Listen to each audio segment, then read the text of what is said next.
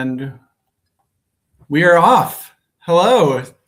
Great to see you all. It's nice to join you from my home in Chicago, be somewhere a little bit warmer in Miami, at least virtually today. Thank you so much for being a part of this event. I know you're all very excited to hear from George today. My name is Tim. I'm the Director of Traveler Programs at Reach the World.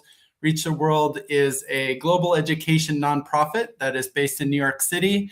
And for the last 25 years, it's been our mission to connect amazing people like George, global role models, explorers, people who are curious about the wider world, specifically with K through 12 school kids across the United States. And we do that in a lot of different ways. What we're doing today with the Friends of the Miami-Dade Public Library and the Miami-Dade Public Library is kind of new and exciting. This is our first time doing a virtual exchange program with a public library system like this.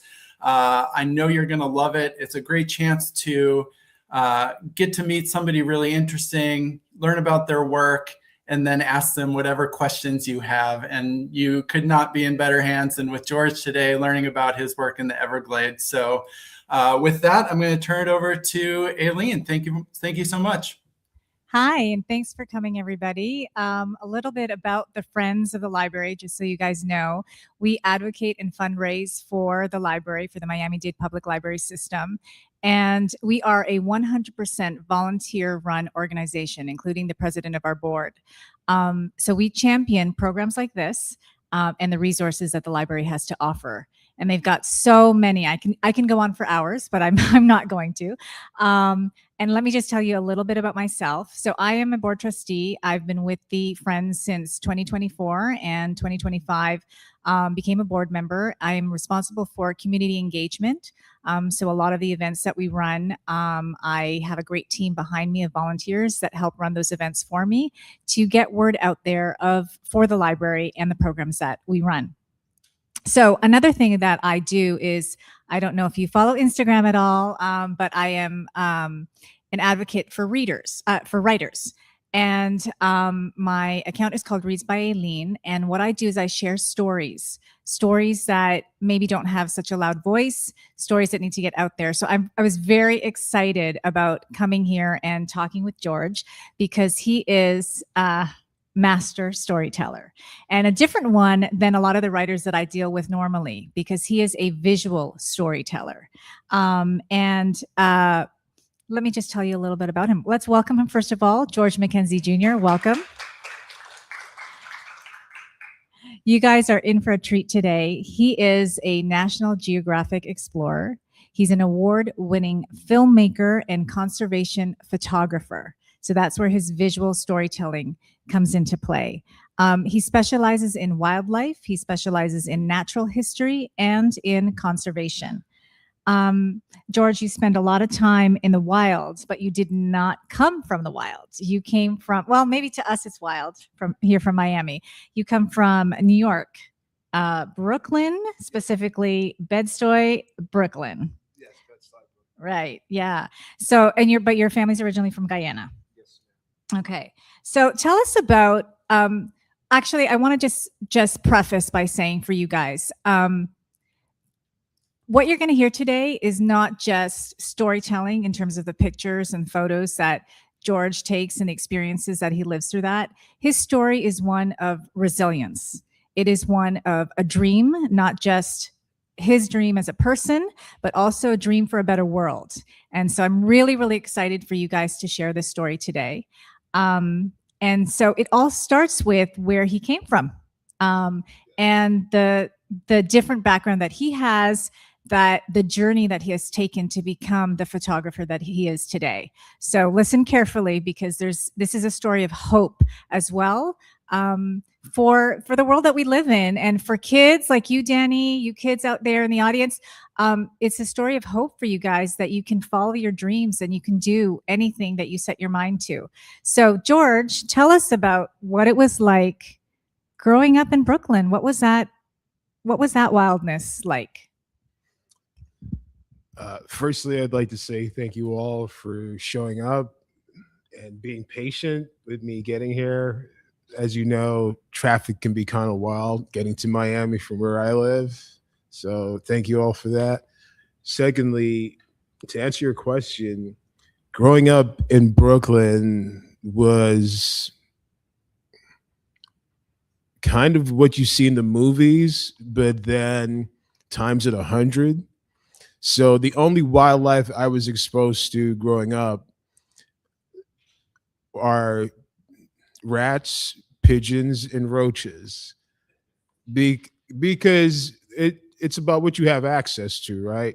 And we have a lot of rats, we have a lot of pigeons, and we have a lot of roaches. So I have the distinct honor of walking into a building and being able to smell rats. So I can tell you if you have a problem or you have an infestation. And that's because I had the luxury of working with one of my mentors, Charlie Hamilton James, on a story for National Geographic magazine on the proliferation of rats throughout the world. And we worked in New York and DC specifically, so I know rats. And I took a deep dive on that, and I got to know the other wild animals I had access to. So I do know the smell of roaches, and I can bet probably $20 that nobody in this room has ever seen a baby pigeon before. So I know a lot about pigeons too. And you can talk to me afterwards. I'll show you my pigeon tattoo because it was my spark animal.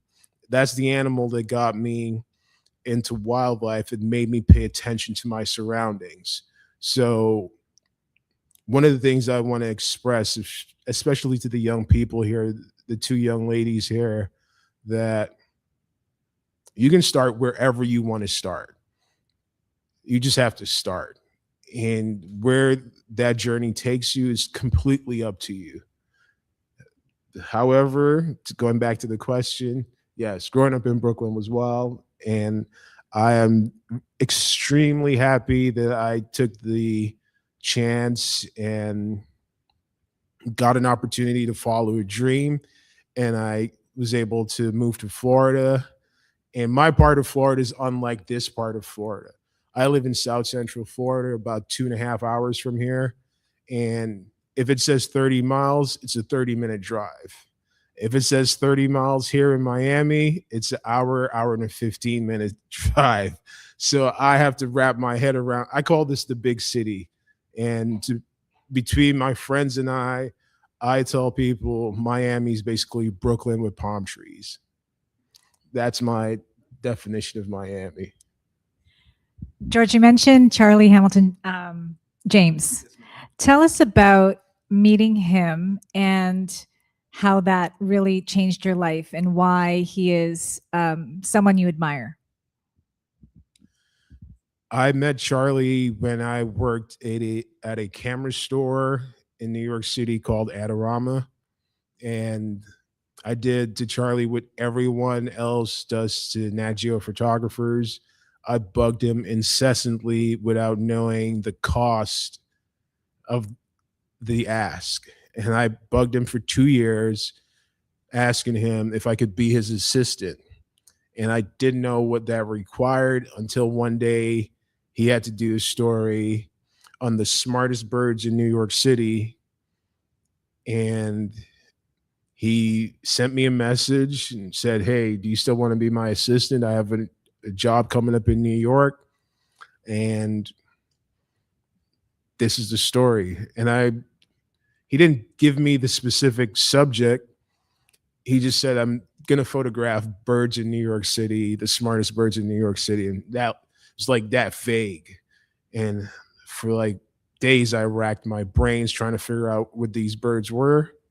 Turned out to be pigeons. And Charlie is what I'd like to call a dream maker. He is about 6'5", funny, charming, hilarious, and he is the person that allowed me to dream this dream of becoming a wildlife photographer and thinking that my dream was would be possible because he showed me wildlife in my backyard. Before working with Charlie, I bought into the theory that pigeons were basically rats with wings. And after working with Charlie, I learned so much about pigeons. And so pigeons are, for those of us who live in an urban environment, for those of you who live in Miami, you have a lot of pigeons just about everywhere. So pigeons are a great bioindicator to the health of your drinking water. So because they consume the same water we consume. So if a pigeon has too much iron in its blood, that means your drinking water has too much iron also. So whatever affects the pigeon, more than likely it's going to affect you. And those are some of the things that Charlie forced me to focus on when I told them that I wanted to live this dream. He's like, well, you have a lot of animals here. You're not looking at them like that because you buy into this theory that they're this, they're that, they're pests. So after working with Charlie, it changed my point of view on how I looked at the wildlife I had exposure to, because I didn't grow up in the Tetons or wild Florida or close to the Everglades. I just got introduced to the Everglades a little over 4.5 years ago. So for me to see what you have here in Florida, I'm in awe of everything. Uh, yes, me and the mosquitoes, we have an adversarial relationship because I'm O positive blood.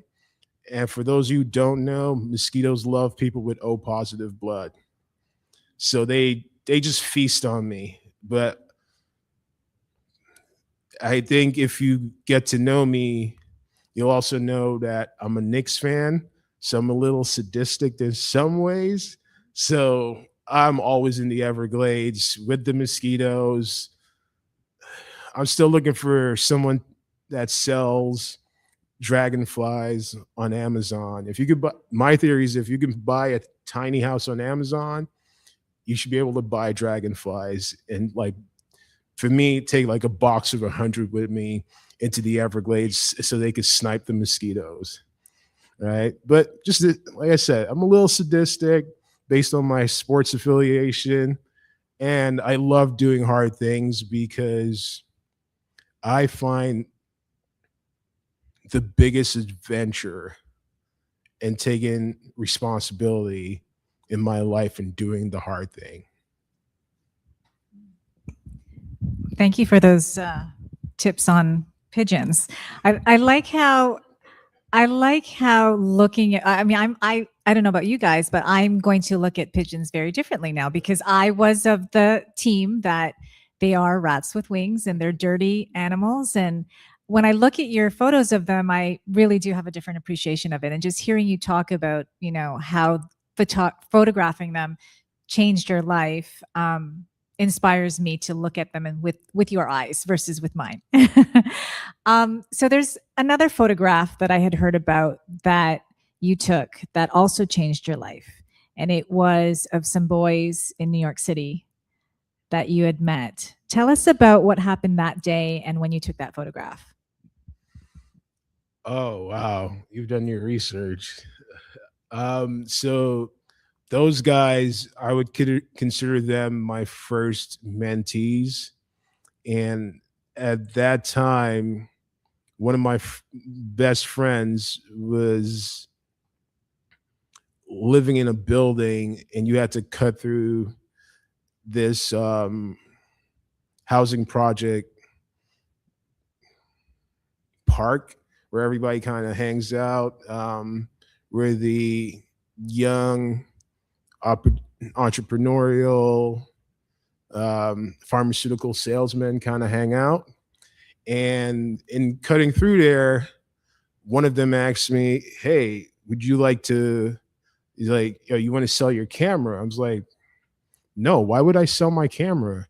He's like, why not? Like, I can give you this, or this, or I can give you some cash for it. And I stopped and I told him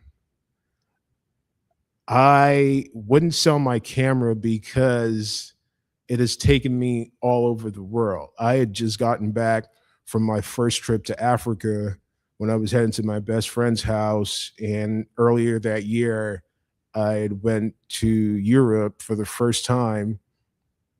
And all of those trips happened because of my photography and my ability to storytell using my camera at that moment.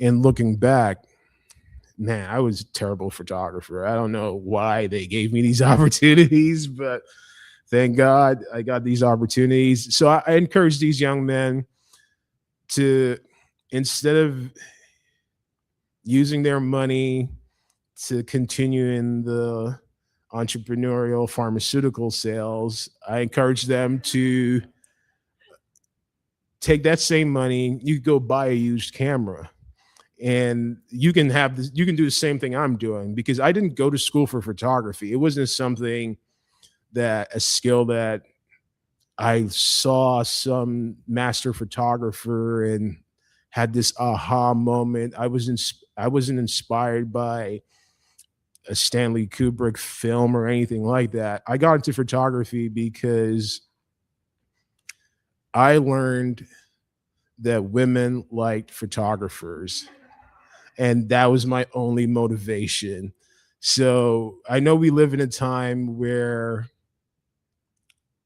some people believe that women can't motivate men. I am living proof that women can motivate men to do anything they want them to do in life just to get their attention.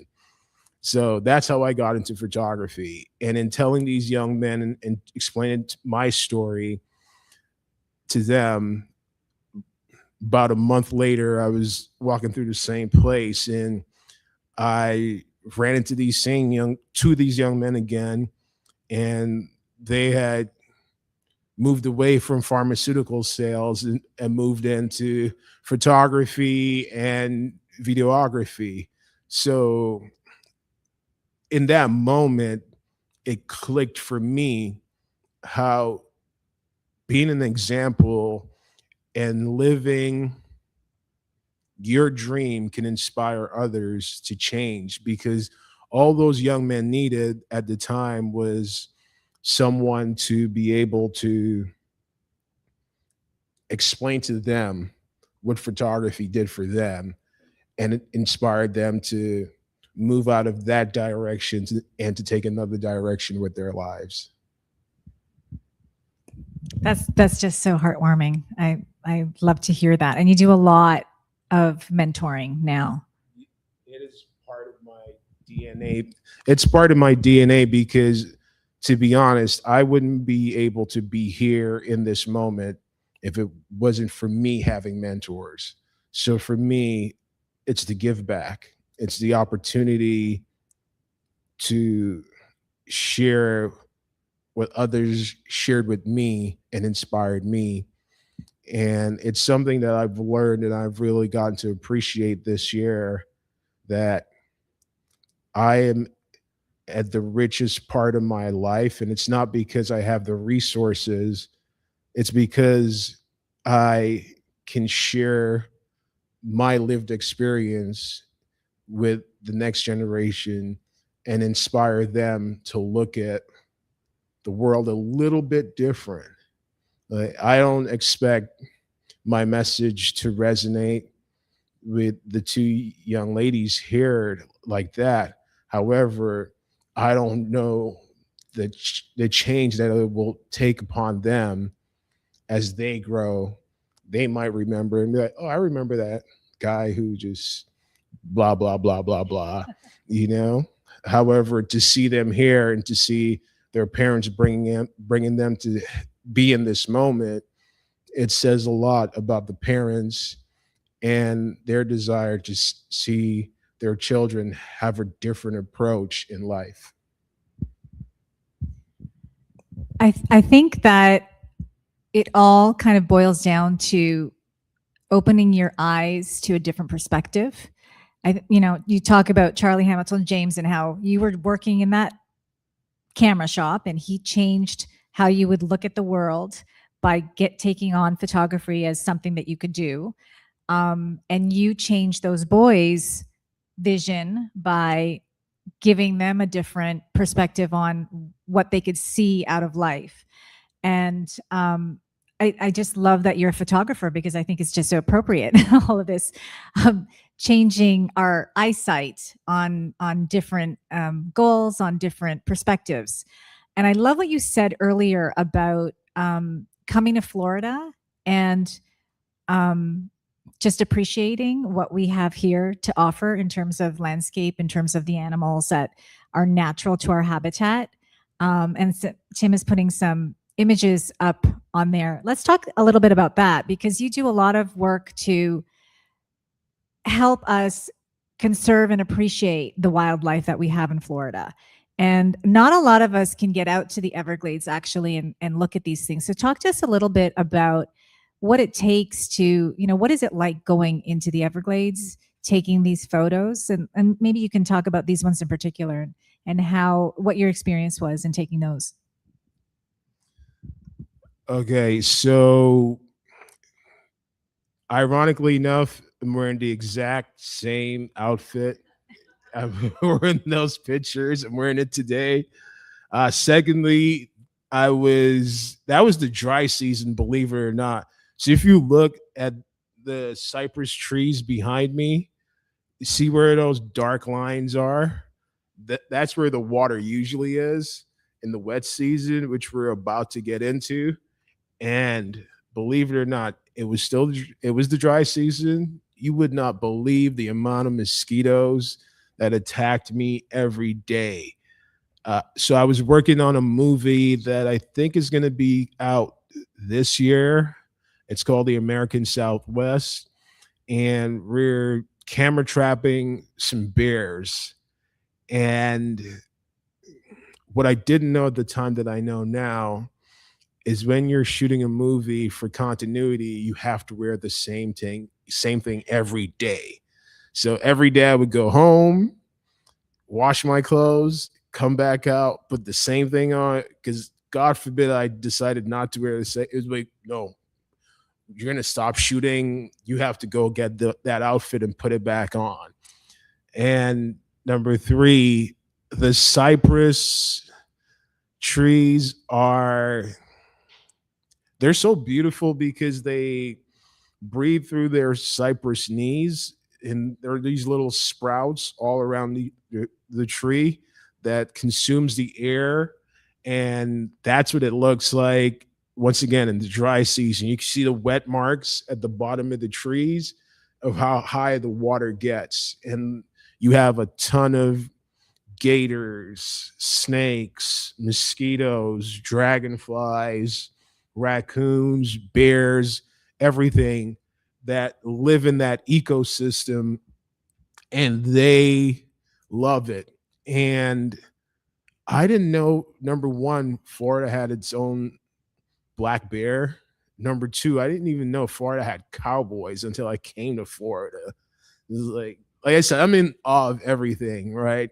And being a reformed city boy, when I do come to Miami, I do a lot of city things. So like later on today, when I get a break, try and find a spa, get a facial. I have 5 younger sisters, so they're the reason that I'm dressed the way I'm dressed. This is not my doing. It's like having 5 sisters. Like, where are you going dressed like that? It's a constant thing in my household, and you don't understand how unique the Everglades is until you understand that there's only one Everglades in the entire world, and you have it here in Florida. So you can't take it for granted. And when there are financial decisions made by the people who we all elect to go to Tallahassee and go to Washington to infringe on the Everglades is a World UNESCO site. This is something that, as the Floridian, you should be really proud of, because people if nobody here has been to the Everglades, I encourage you to go one day and look. Well, don't look, listen to how many different languages are spoken in the Everglades as the visitors that come to your state just to see the Everglades. People travel from all over the globe to come and see the Everglades. That's how impressive and special it is to everyone else. So I encourage you as Floridians to not take it for granted. And for the parents who brought their kids out here today, take them to the Everglades while they're young. Because if they don't learn about nature while they're this young, they won't appreciate it. And if they don't appreciate it, when they get old enough to vote to save it, they won't care about it if you don't teach them why it's special. So from where we are, I think it's maybe like, yeah, it's maybe like an hour and a half, 2 hour drive, because it's like 11:30 on a Saturday. However, I encourage you to take your kids down there. If you're O positive and you're scared of the mosquitoes, go down during the dry season, or when it's winter here, when it's like 50 degrees outside, put your hoodie on, go down to the Everglades. You'll see all the gators sunning. So when you see gators sitting out there taking the sun in, just think about it as the gator being like those notches on the back of their body, they're like little solar panels. So that's what they use to charge up. They're cold-blooded animals. So having them, take your kids down there, go see the Everglades, go smell that fresh air, go get away from the noise. Your cell phone won't have any signal, so you'll be very disconnected. You get to be present with your children and your family and your friends and your loved ones in nature, and enjoy it. It's so worth it. Wow, I just keep learning new things. I didn't know there were bears in Florida either. So not just photographing and being down there, what does your research entail? Because how did you know that the alligators had solar panels on their backs?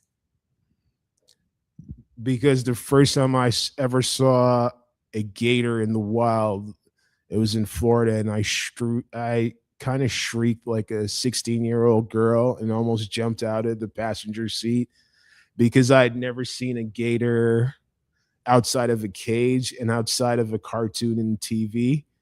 And the gators, the best way for me to put it is that they're walking, breathing, living dinosaurs. And every time something makes me think, I go down a deep rabbit hole with them.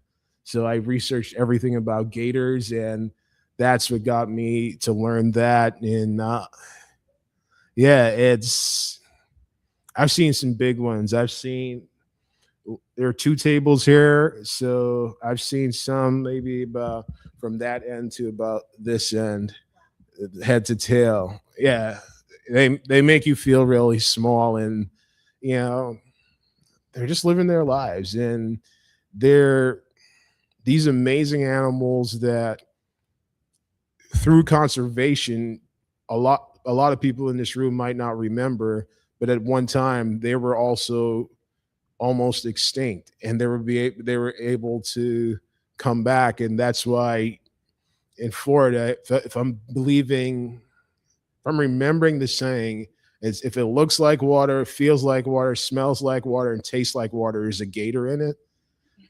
So, at one point that was impossible, and now it is. So that just goes to show that conservation does work, and it's just about how much are you willing to invest in the future for these young people. So not only a lot of research too, it takes a lot of time and patience. Like this photograph that's up there right now, how long did it take you to take that? Did you live out there in a camping out, or? Well, the photograph of that white-tailed deer, it was actually, I think we had woken up at like maybe 5. We're out there by 5:30. And we're just kind of like waiting for them to start buzzing as the sun was rising. And these guys are very skittish. However, hunger overpowers fear for most animals. So what you don't see is him. He's still eating, but he's giving me the side eye. So if I make any sudden moves, he's gone. Right. And he knows that I can't outrun him. Um, so maybe from about here to that second door out there, I'm on a telephoto lens. So I just zoomed in with it. So that's what you're seeing. But I wasn't that close. And that's the beauty of being a photographer, right? I control the narrative of what you all see. So I can shape it to make it look like I was close. But trust me, I was far enough away. He's fast enough. He's like, buddy, you make a move, I'm gone. So, it's just one of those things where I there's everything about this state fascinates me, because to even drive from where we are now to the most western point in Florida, it'll be longer than driving from New York City to Chicago. That's how big this state is. And if you take the time to check out all the little nooks and crannies and notice everything, you'll go from the Atlantic to the Gulf, and you'll see the sand change. Like out west in West Florida, it's like being in the Bahamas or something like that. You have white sand beaches, crystal clear water, and you have dolphins bobbing off the coast. And the thing that I've learned in my time here is that Florida is an upside down state. And when I say that, I mean the further south you go, the less southern it is. And the more north you go and west, the more southern it is.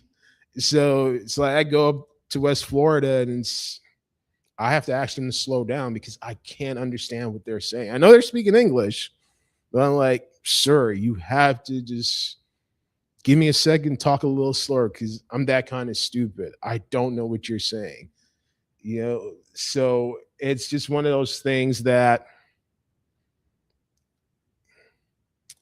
Florida is this, for me, is this amazing place that has just changed my perception of what, number one, Florida is, and number two, what wildlife in Florida looks like.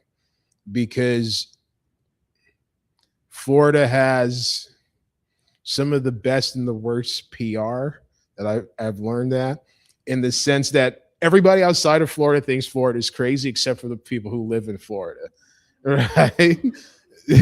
And people who live in Florida, like, yeah, think we're crazy, please just stay away. Because if the crazier you think we are, the less you'll come visit, less traffic we'll have, all this other stuff, right? And after living in Florida for 4+ years, it's something, and the opportunities that I've gotten here and the things I've gotten to see and the friends that I've made, Florida, I tell people now when I go back north, they're like, oh, when are you getting out of Florida? I'm like, at this point, you're going to have to extradite me. Like, why would I give it up? It's just to go into spring in the middle of winter, like January 2nd or December 25th, and it'd be 62 degrees, crystal clear. Like, where else are you going to get that? Like, maybe because you're Floridians, you might take it for granted, but it doesn't happen every place else in the world, much less the country. So I love it. And what you're seeing now is that photo is what my camera trap looks like on the inside. So it's usually one of these cameras, a lens, and those blue things are batteries that power these things in the wild for a 2 to 3 week period that allows it to document animals moving in their natural habitat without me being there. Because, for instance, the Florida black bears, they have a very, very good sense of smell. So I call it the camera trap diet. And what it is that I don't eat before I go into the field, because if I eat, they'll smell it on this and they'll come and knock everything over and dismantle things.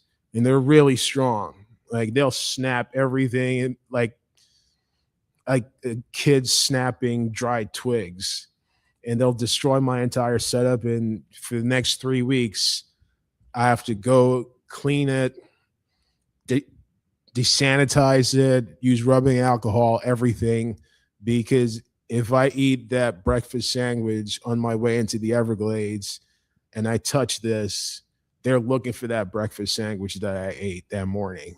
So I don't eat before I go into the field, and I work my best at getting out of the field before 12 p.m. because it's just too hot and the mosquitoes are too much. And I don't like looking like I got measles every couple of days. So tell us more about setting up this trap then. Like what, so you put this entire camera in there and then you leave it there for how long? It's usually left for about 21 to 31 days. And everything is done. Nothing you see that I've made with my camera traps are done without a lot of research. So, Tim, can you show some camera trap pictures, please? George, this is the photo that I have of your camera trap setup in the wild. I'm not sure I have photos queued up for anything you've taken with a camera trap. I think you have a panther photo. I don't have one. Let me look. I'll come back to you. Yes, sir. Thank you. So, nothing. Every time I set up one of these things, it's because of months of research and monitoring animal patterns and movement before I deploy one of these. So I monitor how many panthers are going by, or I speak to FWC or any landowners and figure out the animal movement and patterns of them moving by. And that's when I will deploy one of these. And usually it's deployed the camera, the tripod. You hold this for a second. And inside of it usually has this strap that's tied onto a, for those of you who have dogs and you kind of let them, yeah, you can turn it around and let them run in the yard. You have one of those dog leash anchors that you screw into the ground. So I screw that in, and then I tie this to it so that the bears and the bobcats have a way of loving to mark my camera traps with their urine. So they'll come by and they'll hear it go click, click, click. Huh, why is that thing clicking at me? And then they'll psst on it and they'll walk away with this arrogant look. So I'm usually wiping bobcat urine off of my camera trap lenses and looking at their tracks and just shaking my head because there's nothing I could do about it, because bobcats are bobcats. They're going to do bobcat stuff. But this is what a camera trap looks like. That's the setup. This is a camera trap system that I specialize in. This is used by This is from Cognisis, and it has everything I need in it. It has the triggers, the lens hood, the tripod, and the difference between this and a trail cam is that I can insert a full frame camera in there with a variable lens, and usually my camera traps are either 24 megapixels or 51 megapixels, and that's what allows me to get so much detail out of my images that are in the wild. So like I said earlier, nothing I do, while it can be presented as impromptu, look at this, it's never like that. It's always a lot of research, a lot of collaboration with scientists, landowners, conservation organizations, just working to make sure that I have enough to tell the story that needs to be told about that animal or that property and why it's beneficial for us to care about it in that moment. Do you ever get surprised then by what your camera trap picks up? And then does that ever change the story that you actually are intending to tell? So the honest answer is that every time it works perfectly, I'm shocked. Like, because it never works. Nothing works perfectly in life. So every time it works perfectly, I'm shocked. I'm surprised. And I'm like, yes. And then I'm sorting through about sometimes 3,000 photos to find out one photo that's just tells the entire story. And I've failed way more than any of you could ever assume in doing this job. And it's really humbled me. Oh, there we go. That's a camera trap photo of a black bear. Thank you, Tim. I appreciate you, sir. And so with the bear, see how the bear is kind of looking. So I have about, let's say about 300 shots of this bear walking through and being, every time the shutter goes, it kind of freezes and it's looking for the human or where the sound is coming from. So for me, that picture is perfect because you can see all the legs are like spaced perfectly. It's like mid stride. So it's like the little so to me, that's a perfect camera trap photo. And that's why I love doing it. And I'm surprised that I got it. And then one of my friends, Thomas Eason, who works for a conservation organization called Live Wildly, and there's the Florida panther, also camera trap. Both of them same location at different times of the year, though. One was during the bear season, and this is a young female panther. And if you look at her, you'll notice that she has some spots, and that's how you can tell she's young, because she hasn't fully turned into that kind of sand color that panthers have. And she's collared, so I don't know I don't know her movements, but FWC, who collared her, they know her movements because they want to track where she moves on the land. But those are like those two photos. So this photo right here of this panther, that photo took me 344 days, 18 hours, and 26 minutes to get. Oh my gosh. Yeah. And how many photos did you go through? How many failures did I have? 343 days of failure before I was successful. So a lot of days and a lot of thousands and thousands of near misses. Sometimes you just get the tail. Sometimes the panther walks through, but nothing triggered. So a lot of heartache and disappointment. And when I got this photo, I cried that day because I was on a trip. I had just pulled my memory card and I was in Sarasota getting ready to head up to West Florida. And I saw that and I was like, whoa, this is another camera trap photo of a Florida black bear scratching. And this was it. Listen, I didn't know, number one, Florida had black bears. Number two, they can climb trees. I can't even do a pull up. And it's like 400-pound bear climbs a tree to get berries. Like, completely fascinated. So, like I said, the joy that I find from seeing wild Florida, I before I came here, I never thought I'd be able to have this lived experience, much less to be able to see all of these different animals and all these different species, especially.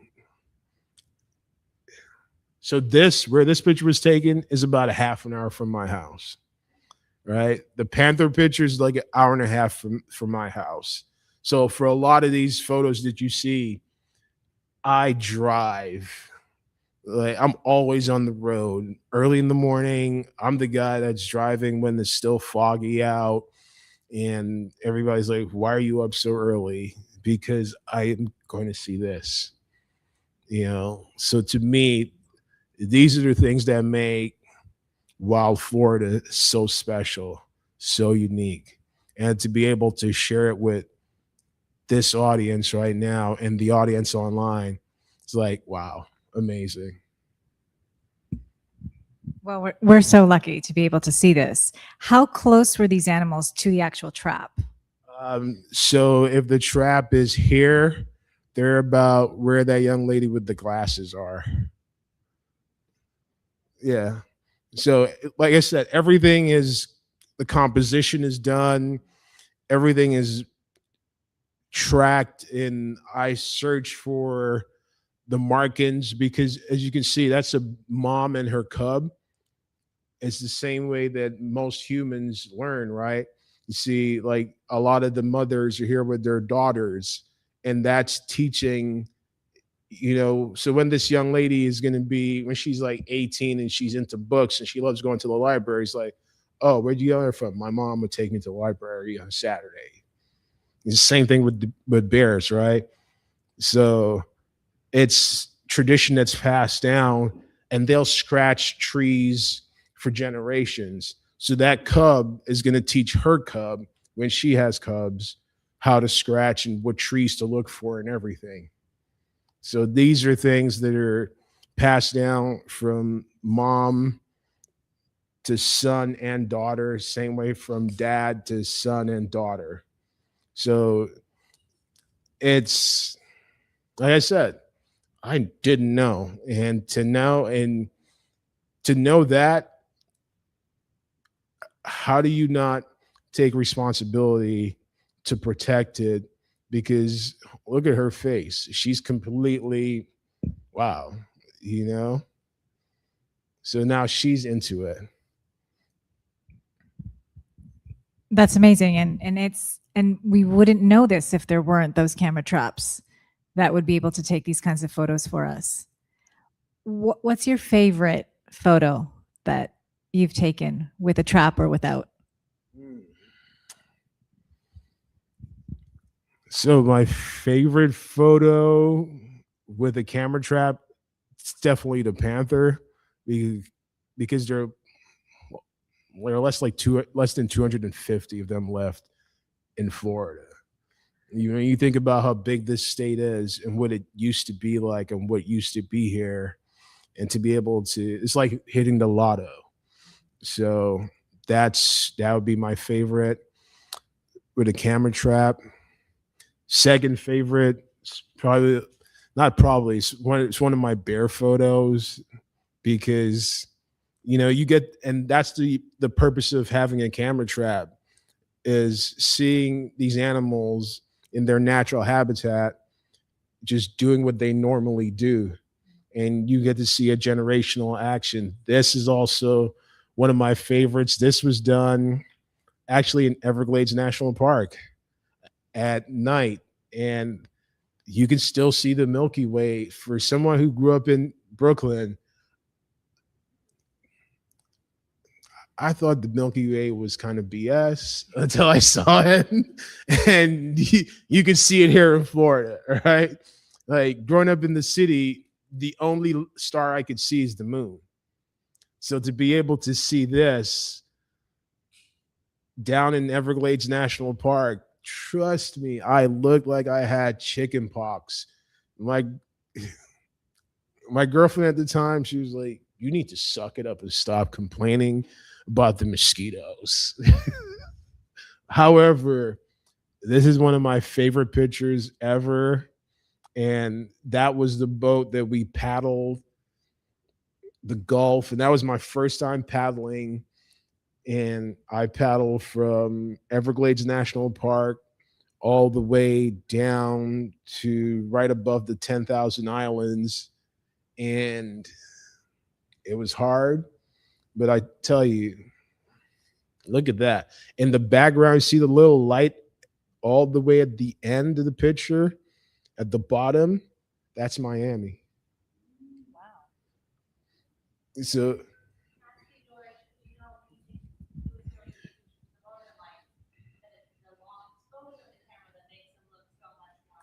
Mhm. It honestly just looks really starry. There's a lot of stars in that middle right there in the Milky Way and the clusters. And once again, nothing you see that I share, especially on social media or with my work, none of it is impromptu. Everything is planned. I know exactly when the Milky Way is going to be showing. I know there's going to be no moon that night. I reserve my camping spot months ahead of time, and I commit to dealing with the mosquito bites, like paddling for 3 hours in low tide to get there. Yes, seeing all the gators and the crocs, because Florida is the only place that has both.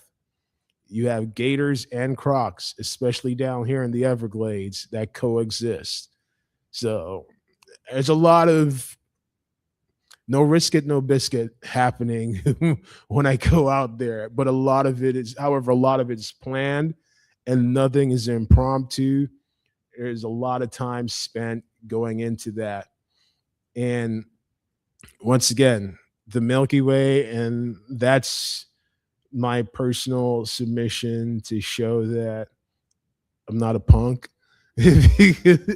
Because I stood there and let the mosquitoes bite me and then triggered the camera. So, um, to answer your question, Liz, it's this amazing thing that it's worth it for you to take your daughter and your amazing son. I know they've seen the Northern Lights, but they could see the Milky Way when they get the opportunity. Great question, Liz. Anybody else have any questions for George? Yes, ma'am. Yes, ma'am.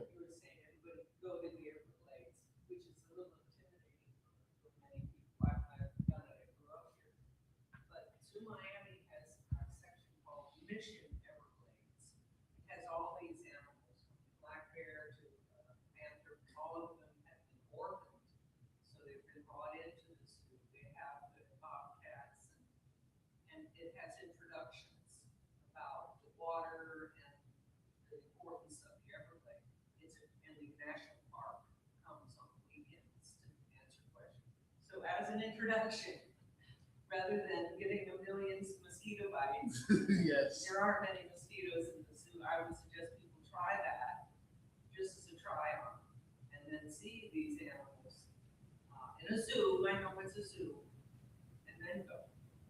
I would 100% agree. That's a great suggestion. So if we couldn't hear without the microphone, she was talking about Mission Everglades program at the zoo, where you could see some of this with the safety of no mosquitoes biting you or getting lost. I look at your photos and I think, how do you go out there by yourself? I'd be scared about getting lost.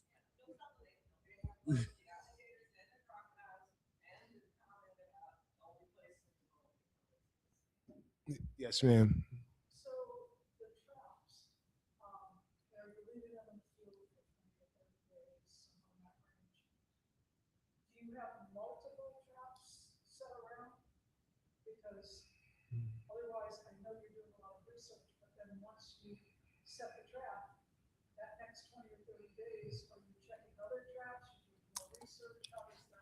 So for me, I deploy multiple traps at the same time. So I'll spend 1 week servicing everyone, pulling memory cards, and I'll spend the next 2 weeks checking every memory card, checking the composition, making sure everything's working correctly, looking at what animals pass through, which ones I have, which ones I don't have, which ones I don't like. I'm just going through my culling process to make sure that I have the images that best represent the story I'm trying to tell. So I do have multiple traps deployed, and I literally just spend a week in the field and then 2 weeks at home. So it's like, yeah, about every 3 weeks, I'm back in the field to rotate and check, replace batteries, make sure everyone's working, switch out things Florida is a very high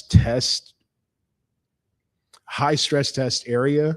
So you have the fire ants that love the warmth of the batteries, and they'll sneak in there and start chewing in things. And then you have the bears that love to break things. And then you have the bobcats that love to mark things. And you have the spiders that love to lay nests. So when I send equipment back to the company for repair, I now tell them to put it in the freezer for a few days and kill anything before they actually go work in it, because I've gotten complaints like, George, you got to stop sending us invasive species from Florida.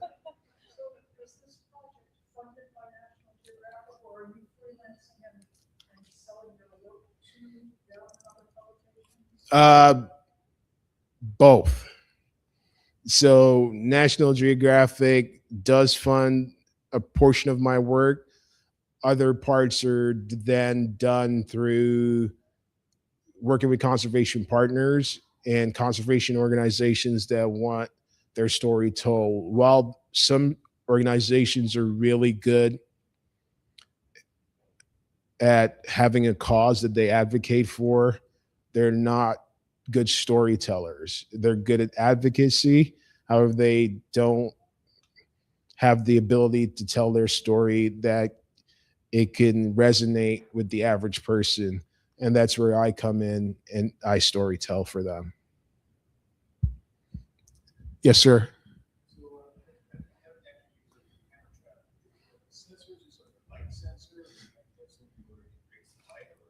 Yes, there are sensors there are multiple sensors. Some of them are beam break sensors, and some of them are passive infrared sensors that continuously send out a pulsing beam, and as the animal walks in, it just triggers it.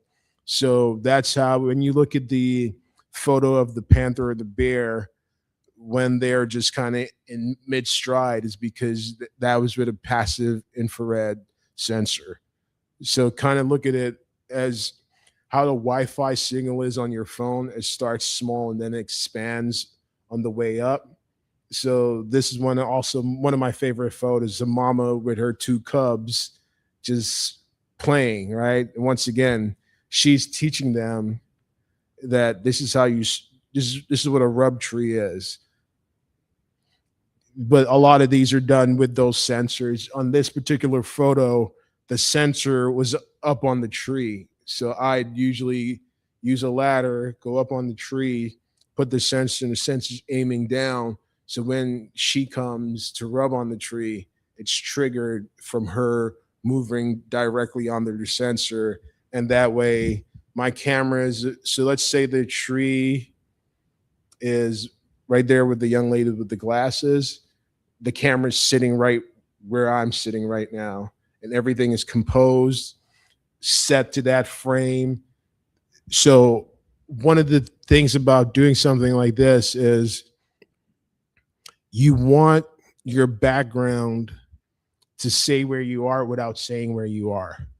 So with this, you can look at it and tell it's Florida, right? You're not going to see this in like upstate New York, Pennsylvania, any place else that they have black bears. You're not going to see it out west where they have brown bears and black bears and grizzlies. So that scene just says Florida. Any other questions? Yes, ma'am.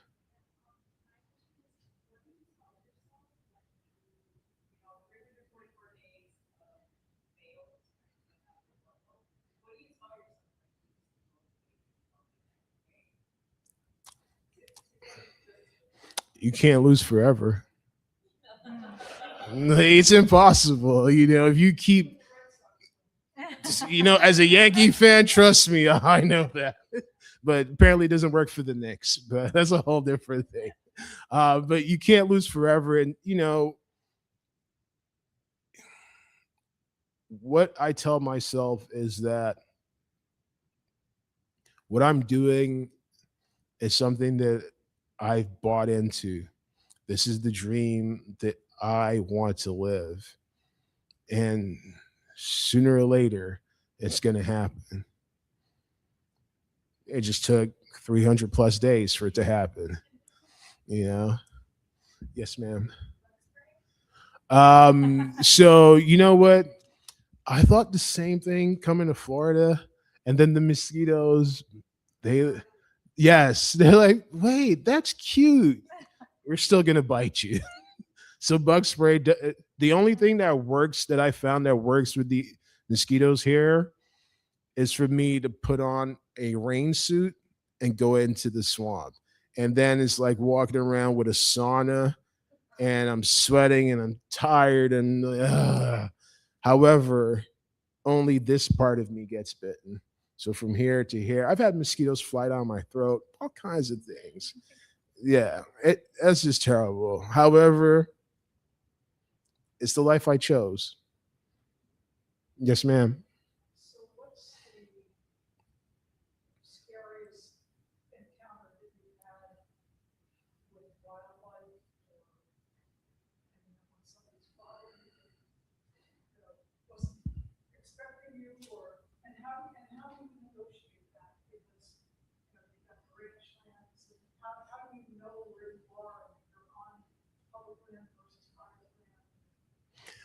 So this nothing scary's ever happened with the animals because I listen to the people that know the land, whether it's the scientists or the landowners. I'll take their caution. And number two, everything is negotiated up front. So I'll call or text the rancher or text the conservation organization or land manager, like, hey, I'm going to be on the property today. This is where I'm going. Every gate that I see, the way I found it is the way I leave it. I don't leave anything behind. Everything is negotiated ahead of time. If they're doing something that I'm going to impede on their process, they'll let me know. And if I notice something that's off, I'll let them know. And it's constant communication. Nothing is just random. I'm just going to pop on and go figure it out. It's, for me, it's a respect thing. And I respect the landowners and what they do and what they bring because they know their property way better than I do. I'm not from here. I couldn't even tell you where to go. When people are like, hey, I'm lost, I'm like, you got a cell phone just like I got a cell phone. Find some Wi-Fi, you got maps. I can't help you because I'm not from here. I don't know anything. I'm here by the grace of whoever gave me permission to be here and to interact and to have this opportunity to tell a story about what their cause is or what's happening on their property. Any other questions? Do we have any questions online? Yes, George, can I interject? Sorry if I cut anyone off. There's a slight delay. I have one question that is very common from student audiences in particular. You approach your work with a lot of curiosity, a lot of open-mindedness, sort of coming at it from you do a lot of planning, but you don't always know what you're going to find. And that plays very much into this idea of what an explorer is. You are a National Geographic explorer. What do you think? How do you define what an explorer is, what an explorer does, and can other people be explorers? I think everybody can be an explorer. And, it's this thing of just being curious to me about, to me, that's what being an explorer is. National Geographic just one of,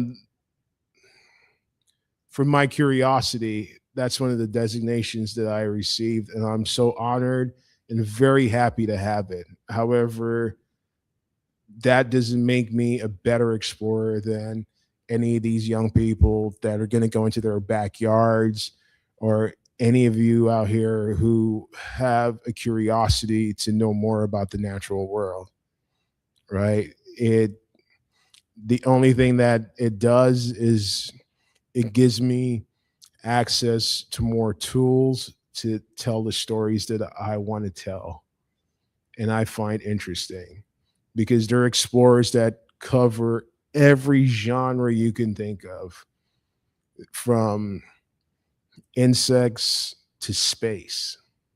Like, we just had a bunch of scientists and astronauts launch not too far from here to go see the moon up close and personal than anybody else in here has ever seen it before. I do it in a heartbeat. If they're like, hey, you want to go to the moon? Yes. You only don't even have to say finish the end on moon. It's like, I'll go. I'll volunteer. I'll go up there. No risk it, no biscuit. But to go up there, get that, have that experience, and to be able to have that be something that a lived experience, and it can change the perception of how you see our world. It's like, wow. So being an explorer is fuel for me. It's being fueled by your curiosity and your ability to just chase that curiosity and see where it takes you.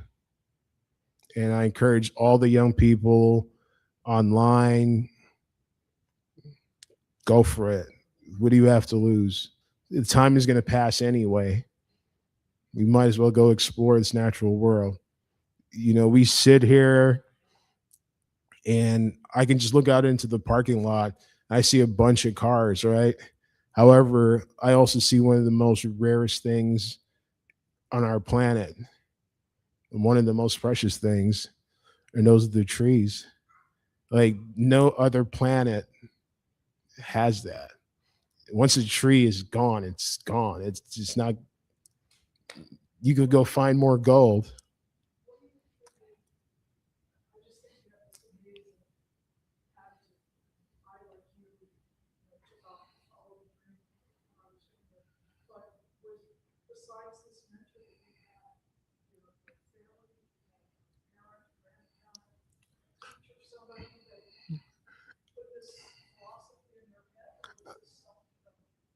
Oh no, I have a grandfather that just turned, on the 30th of March, he just turned 107. So he's my role model, and he's seen so much in his life, and he has inspired me to live my wildest dreams and to be able to report back to him and show him that I've lived his wildest dreams also. is the thing that really drives me and has inspired me to risk it all. Thank you. What is the photograph or story you're chasing that you haven't done yet? Ooh. I recently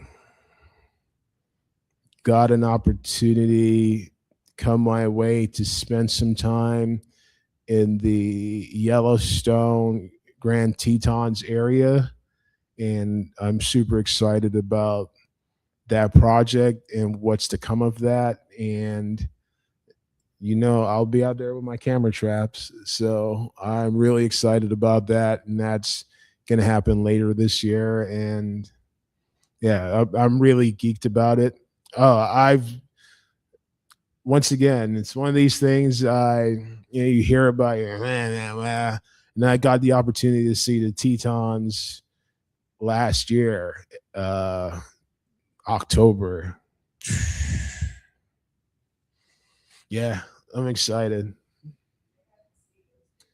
Oh yeah, but being like a converted city boy to Florida man now, I feel like I can take the mosquitoes out west. Like, they like driving Priuses, like exactly. But my luck, I'll be going to that area in July, June. But I feel like Florida's a good launch pad. It's prepped me well. The Everglades has really warmed me up to be able to, you know what, from your lips to God's ears. Any other comments or questions for George? Thank you so much, George. Thank you for opening our eyes to a different vision of the world. Thank you. Really appreciate it. So just for those online and you kids out here, chase your dreams.